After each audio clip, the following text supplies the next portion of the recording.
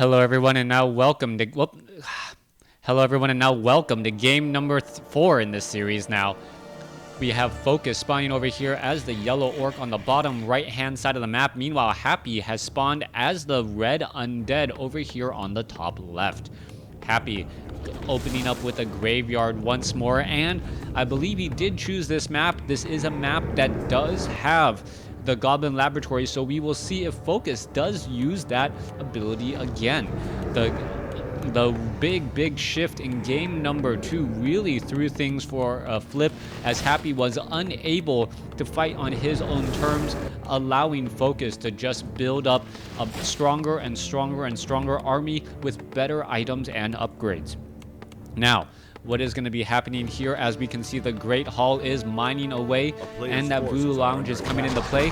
Blade Master going straight after this 5-3-3 creep camp with no real downside. Meanwhile, Death Knight will be making its out rounds in just a moment, as a Crypt Fiend may try and aggro the Ogre Warrior, and then I don't think you can actually pull it back. That is just a bit too far, as the Blade Master is going to get an easy time clearing out this creep camp. Now, Focus did get a bit lucky in game number 2 with the sheer number of claws of attacks that he had. He was critically for somewhere in the 250 plus range for quite a while, and that really was too much damage even for a Death Coil to try and recover from. Here we are engaging straight up on against these Forest Troll Trappers. There it goes, there goes one. We may see more skeletal minions popping out here in just a moment, as the Ogre Magi is still trying to deal a lot of damage here, trying to run around in a circle. Not quite sure why he's doing exactly that. Dust of Appearance makes sure that the Blade Master is nowhere nearby, as we do see Ring of Protection +2 has been dropped. Blade Master over at this end of the map going straight after the Null Wardens. A 100-point critical strike sitting at level 2, already very high on that damage. 102. The number of critical strikes that we're taking a look at right now, it seems to be significantly higher than I would normally expect them to be proccing right now. 94 right there. Another healing salve goes down. Blade Master should be wind walking out here in just a moment. Meanwhile, Death Knight is at level 2 already and continuing to do a little bit of creeping by himself. Skeletal Minion did find a healing grunt out in open field. Blade Master picking up those boots of speed. Now doing a bit of scouting once more, as I believe both players are fairly tired at this stage in the game. You remember, this is going to be a best of 5 series, so if Happy wins this game, then he still has one more game to play. Focus, on the other hand, can purposely try and wear out Happy, and knowing that just fatigue does come into this game after a while. After you've been playing for several hours, it does start to take a bit of a toll on you, and this is the finals of a rather large tournament. Let's take a look at this. Blade Master now running all the way back here. Death Knight, Crypt Fiends ready to go. There goes those Null Wardens again, as the Null Overseer is going to get taken down. Crypt Fiend now going after Happy's unit there. Oh, gonna go ahead and back off. I don't know if this one particular Crypt Fiend will be able to make its way out. Skeletal Minions are gonna now be falling. Blade Master still sitting at level 2, and somehow Happy was able... Wait, no. Oh, a Crypt Fiend went around the other way. A little bit of a misstep there, forcing another Scroll of Town or another Death Coil to be used. A Sheep now causing problems there, as another Death Coil comes in. A Sheep being the victor in that fight. We'll see if the Death Knight holds a grudge against that Sheep and still kills it later for the Rod of Necromancy. We can see Halls of the Dead nearly done. Blade Master going after killing another skeletal minion right there, and now being asked or being forced to back away. Grunts now going straight for that Kobold Geomancer. It is the highest damage attack in that particular group, as the Blade Master will most likely not get to level 3, but he is relatively low on mana at this point. Shadow Hunter also does not have any experience as of yet. Blade Master may actually get to level 3 here, finishing off the remainder of this creep camp and picking up a Manual of Health.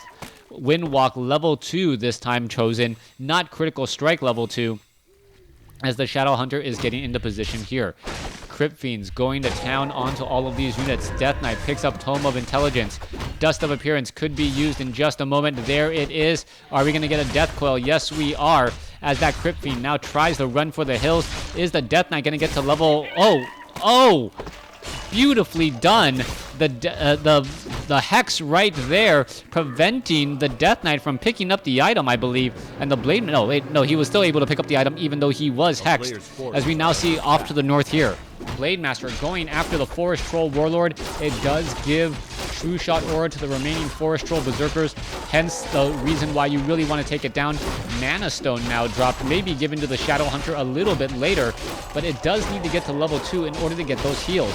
Blade Master needs to use that Clarity Potion as well. Low on mana, low on hit points. Healing Salve charges, there are still 3 as a Skeletal Minion going to get taken down there. Alright, still wandering around. There's that Clarity Potion. There's that Healing Salve as well. Is he going to give the Mana Stone? No, he's not going to give the Mana Stone to the Shadow Hunter, as the Shadow Hunter already has maximum or near maximum mana. Skeletal Minions wandering around. Did they take out that sheep? No, that sheep is right there. Back down across here. Shadow Hunter continuing to creep, is sitting at level 2 now. Meanwhile, the Blade Master, now it is at level 3 with a Mana Stone, may opt to continue his harassment.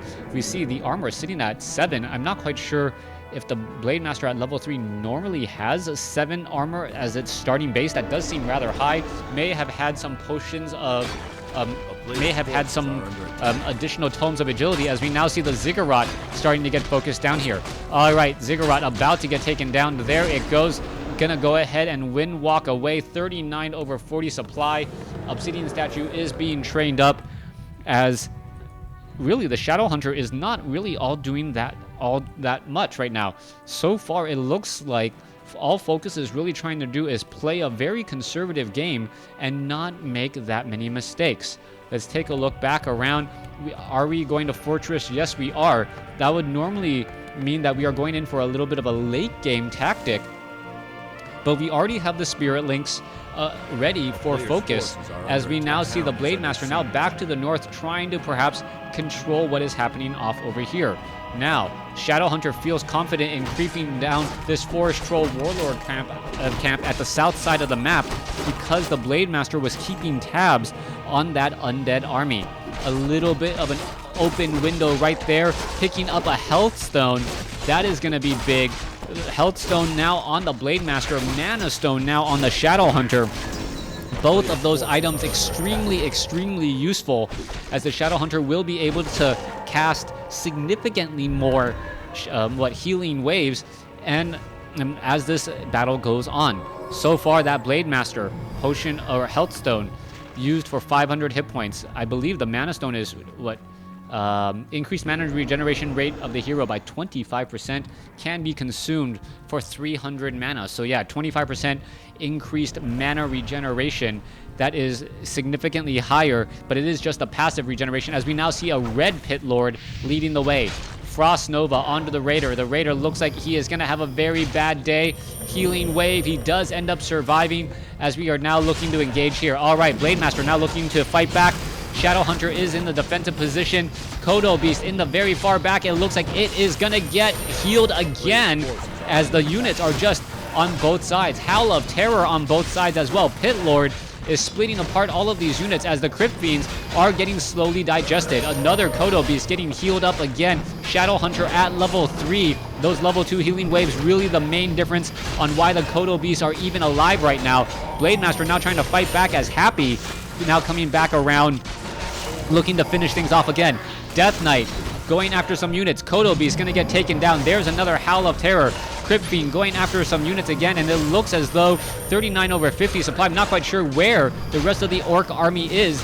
That this should still be a sizable army. There's a Raider there. There's a Spirit Walker, but that is pretty much it. There's another Raider. Another heal goes through, as the Blade Master is just solo or single-handedly going after unit after unit after unit.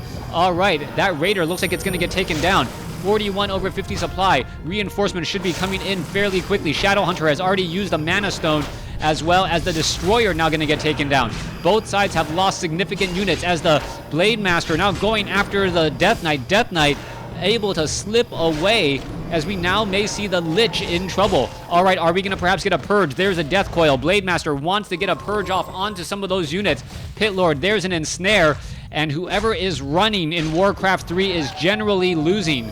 Raiders getting up in front, trying to do a bit of blocking and pathing. Blade Master right here again. Are we going to see another Ensnare? 168 critical strike coming down, but still, the Lich is back up to full life. Level 3 on the Death Knight. Now going after the Pit Lord. Raider needs to get healed up. He's going to get healed up. Spirit Link needs to be cast across multiple units, as now it will be more difficult to try and focus down any particular unit here. All right. Attacking once again, Blade Master going after the Obsidian Statue, the one unit that the Death Knight cannot possibly heal with the Death Coil. Now going after the Crypt Fiend instead. Death Coil, is it going to be in time? Is there going to be a Death Coil? No, there is not, as the Crypt Fiend does get taken down. Purge now onto the Obsidian Statue, now moving back. Units are just falling every which way. Death Knight does have time for a Death Coil, and is it going to get saved? Yes, it is. But for how long? Spirit Walker now looking to back off again. There is another Spirit Link as the Shadow Hunter now gets up to level 4. A little bit more mana. Pit Lord looks like it's going to go down. No, Potion of Lesser Invulnerability used again. Death Knight now trying to run away. Ensnare now onto the Death Knight. A fight that started in the Orc base ends in the Undead base, and that is probably going to be it. Pit Lord unable to survive, and with the Lich by himself, trying to run back onto Blight to stay alive, but that is not going to be it. Happy says GG.